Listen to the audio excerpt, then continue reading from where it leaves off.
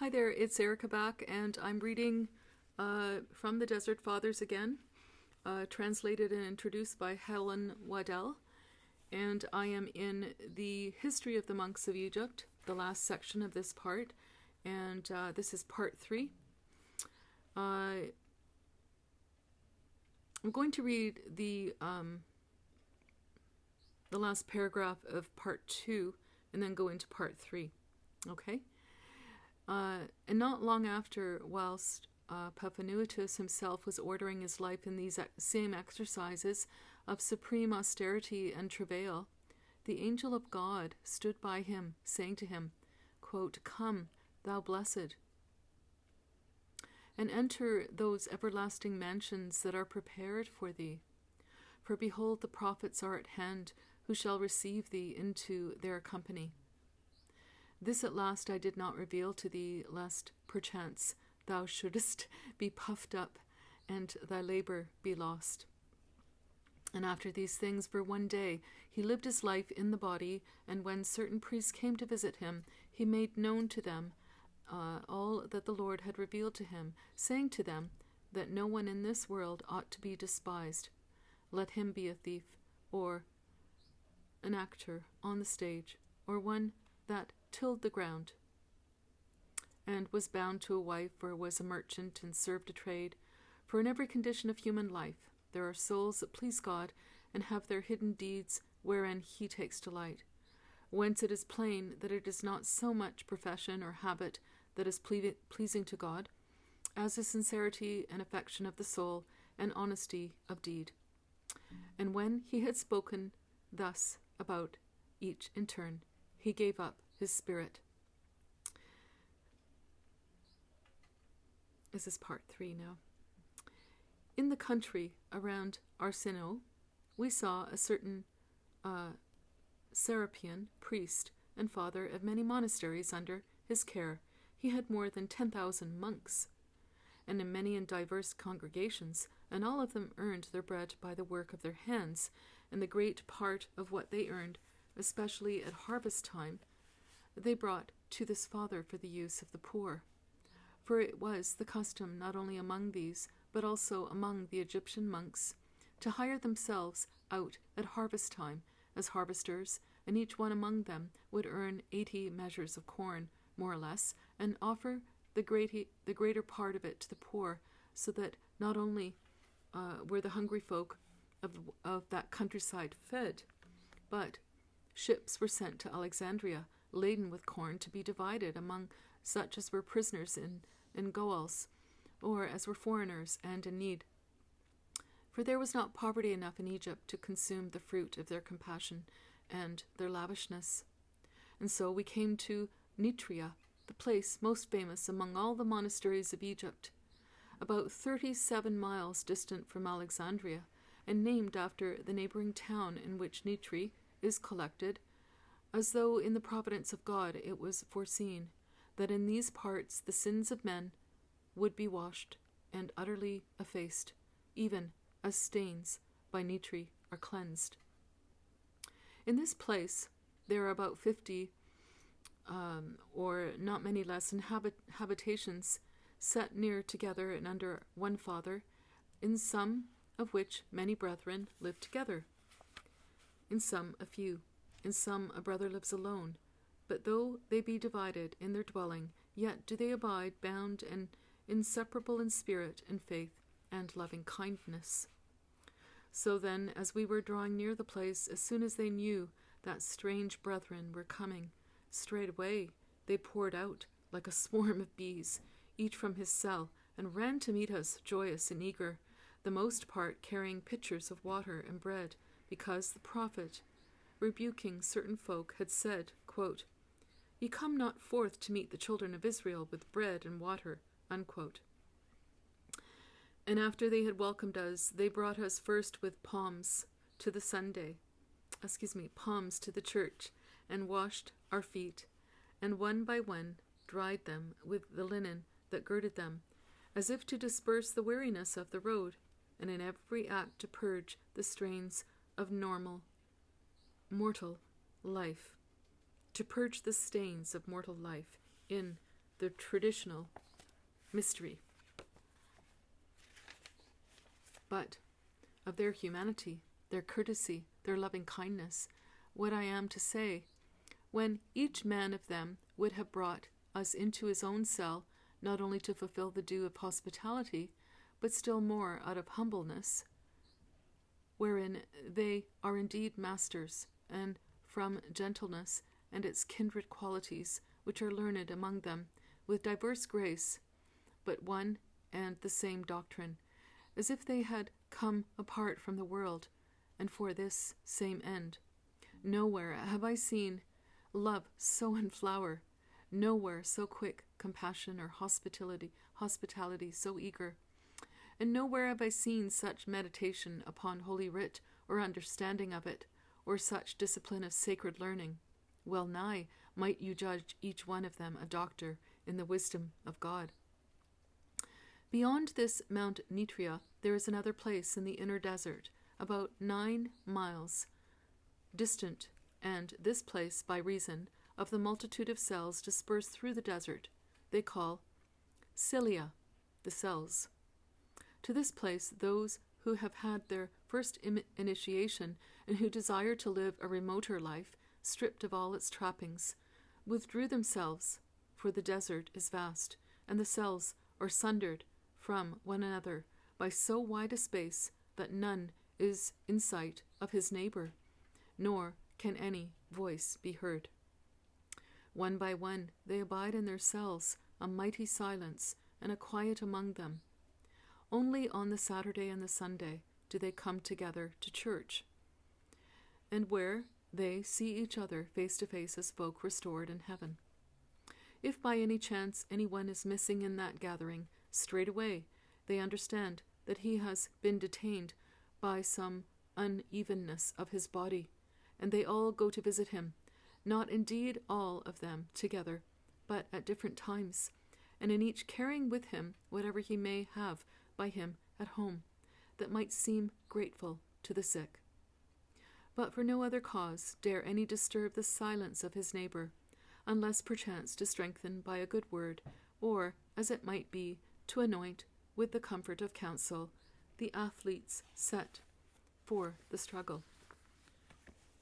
Many of them go 3 or 4 miles to church, and the distance dividing one cell from another is no less great, but so great is the love that is in them, and by so strong affection are they bound towards one another and towards all brethren, that they be an example and a wonder to all, so that if any one of them chance should desire to dwell with them, as soon as they perceive it, each man offers his own cell.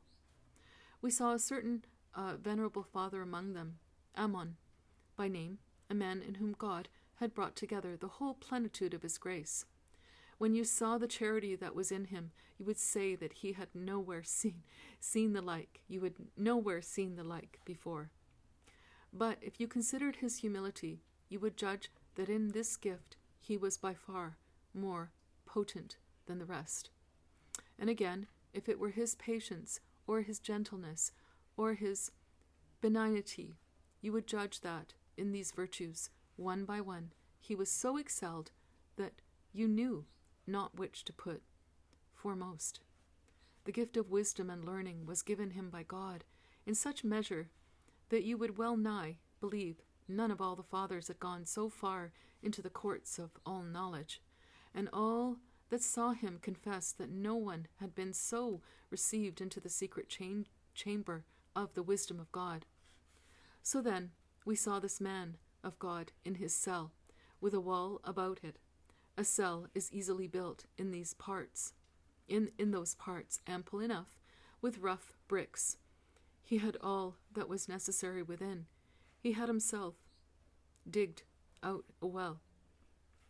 But there came a certain brother, anxious to be near him for his soul's health, and he went to Ammon to ask if there were a small cell vacant anywhere in which he might live. Then said he, quote, I shall make inquiry, but until I find one, do thou stay here in this hermitage. I go out even now to see it, unquote. And leaving him with all he had, as well as the hermitage, he found himself a poor cell some distance away, and settled himself in it, and gave up his entire hermitage and all that was in it to the unwitting brother.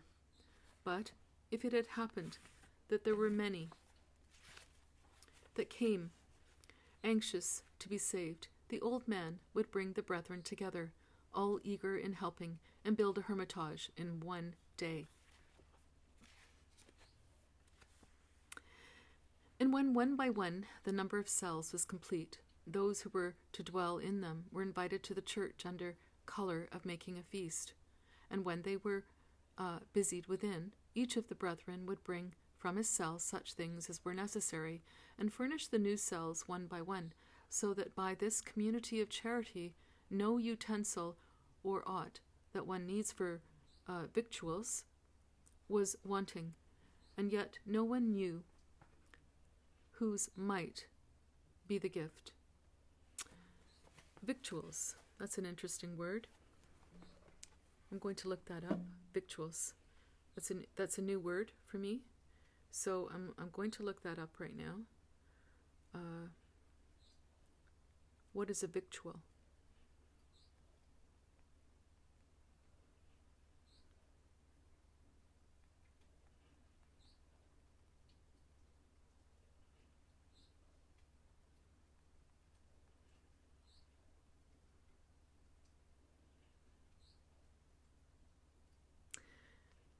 Victual is food fit for human consumption, food supplies and provisions.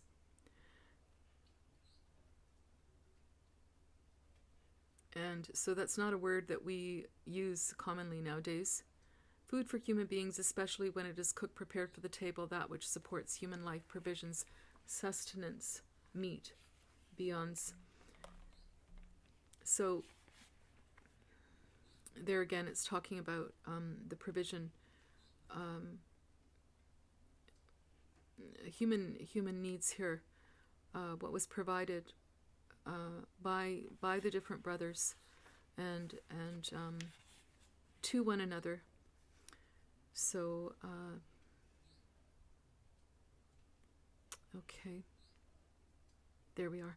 And so on their return at evening, those for whom the cells were prepared found them furnished with all that was needful, and the habitation so provided that they could see no lack. Certain of the fathers who were there told us that in those parts had shone the two Maccarii, like the two lights of heaven, of whom one was an Egyptian by race, and the disciple of the blessed Antony, the other of Alexandria. And even as they accorded in the sound of their names, so did they also in the powers of the soul and the magnificence of their heavenly graces. Each of the two was Macarius, each equally valiant in abstinence and powers of the soul, the one excelling the other in this only, that he owned, as it were, by inheritance, the grace and goodness of the blessed Antony. Again, that's another word worthy of looking up. The Macarius. The Maccarii is plural, two lights of heaven, and then it goes on to talk about each of the two was Macarius, each equally valiant in abstinence and powers of the soul. Macarius. Okay, I'm going to look it up. Hey, it's fun. I like looking things up.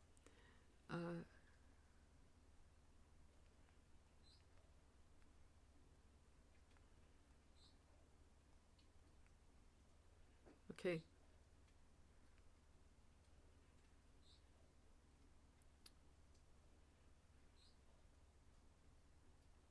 It's taking its time here. Oh, okay, here we go.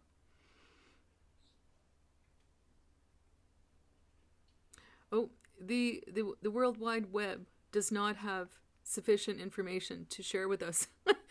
Actually, this is interesting because I found this in looking up a number of other words with regard to the Greek words and the Greek names and the meanings and the places and the pronunciations. Not easily and readily found. And That's interesting. Yes. Okay. I can't give you the answer to that one. Maybe you could look it up. See if you can find something about it that may give you more further clues to these incredible men of the desert. And then they told Abham that at one time in the neighboring countryside a murder had been committed, and the crime fastened upon an innocent man, and he who was thus under calumny fled for refuge to his cell. And thither came also his persecutors, accusing him and declaring that they had themselves they were in peril unless they seized the murderer and delivered him over to the law. But he on whom the crime was fastened swore on the sacraments that he was innocent of this man's blood. And while the contention went on, and on this side and on that side, the holy Macarius asked where he was buried, that was reportedly slain. And when they had shown him the place, he set out with all the company that had come to harry the man to the sepulchre. And there, upon his knees, he invoked the name of Christ and said to those who stood by, quote, "Now shall the Lord show if the guilty man is indeed this whom ye have accused," unquote. And lifting up his voice, he called the dead man by name. And when he that was summoned answered from the sepulchre, he said to him, "I charge thee, by the faith of Christ, tell us now, if it was by this man who bears the name that thou wast slain." Then the voice came from the grave, did clearly answer that it was not by him he had been slain. And in amazement they all fell to the ground, and they rolled at his feet and began begging him to ask the dead who it was by whom he had been slain. Then said he, quote, "I shall not ask this thing. It is enough for me that the innocent goes free. It is not for me to betray the guilty," unquote. This is the last section now of this last part of the history of the monks of Egypt. They said that he, Macarius of Alexandria, actually Macarius of Alexandria needs to be looked up. That's what we need to look up. Was a lover beyond all other men of the desert, and had explored its ultimate and inaccessible wastes. The place in which the holy Macarius lived was called Skeet. Skeet. It is set in a vast desert, a day and night's journey from the monasteries in Nitria, and the way to it is to be found or shown by no track, no landmarks of earth, but one journeys by the signs and courses of the stars. Water is hard to find, and when it is found, it is of a dire odor, as it might be bituminous, yet inoffensive in taste. Here, therefore, are men made perfect in holiness, for so terrible a spot could be endured by none save those of austere resolve and supreme constancy. Yet their chief concern is the love which they show to one another, and toward such as by chance reach that spot.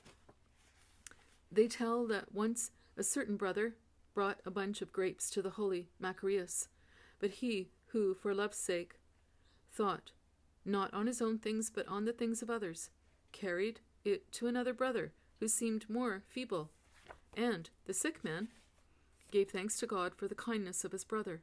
But he too, thinking more of his neighbor than of himself, brought it to another, and he again to another, so that the same bunch of grapes was carried around all the cells, scattered as they were far over the desert.